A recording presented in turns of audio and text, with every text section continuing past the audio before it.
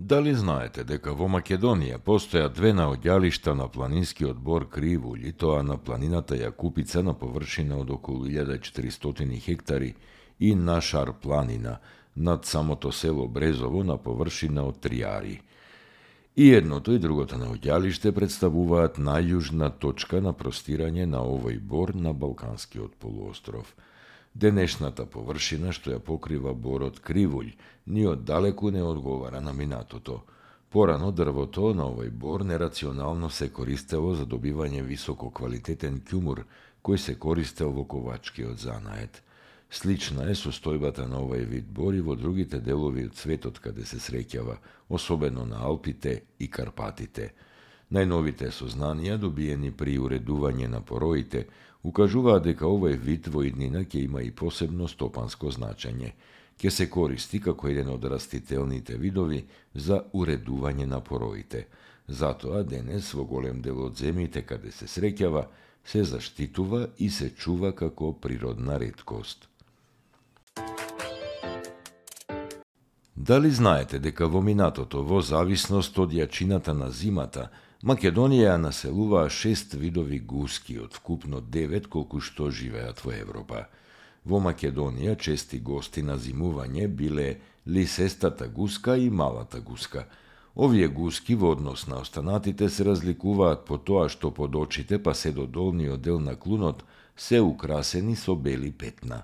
Овие гуски живеат на северниот дел од Европа, а доаѓаат кај нас на зимување.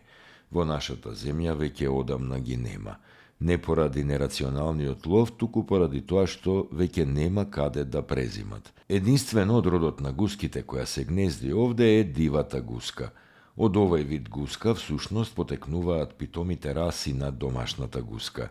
Таа живее во Северна и Средна Европа и Северна Азија, па се до Северозападна Индија и Кина. Ако за лисестата и малата гуска може да се каже дека се навесници на зимата, тогаш дивата гуска е предвесник на пролетта. Таа кај нас доаѓа кон крајот на февруари или почетокот на март, а во август се враќа во јужните делови на Европа па се до Африка. Многумина ловци дивата гуска ја познаваат по пепеласто-сивата боја и жолтеникавиот клун.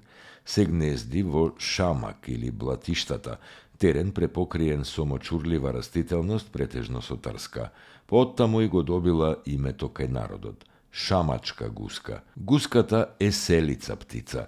Кога Македонија беше богата со мочурливи терени, таа доаѓала во големи јата. За разлика од другите видови птици кои пливаат, дивата гуска повеќе се задржува на суво. Ноќта ја поминува на вода каде испие, но наутро оди на копното во потрага по храна. За време на вечерниот и утринскиот прелет, кога се враќа од суво кон вода и обратно, тогаш е најмногу ловена. Иако оваа пливачка може да достигне старост дури до 80 години, таа е денес многу ретка во Македонија, што се уште се среќава само на брегот на Дојранското езеро.